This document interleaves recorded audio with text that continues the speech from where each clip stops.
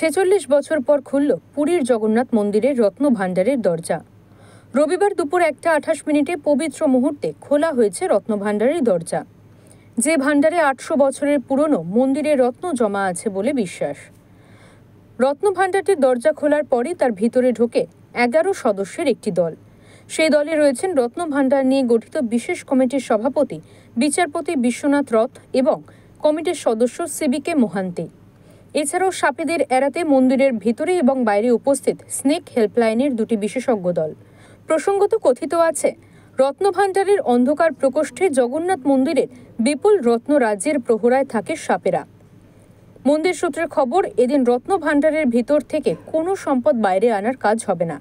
এদিন শুধুই রত্ন ভাণ্ডারের ভিতরের অংশটি ঘুরে দেখবে 11 সদস্যের দলটি।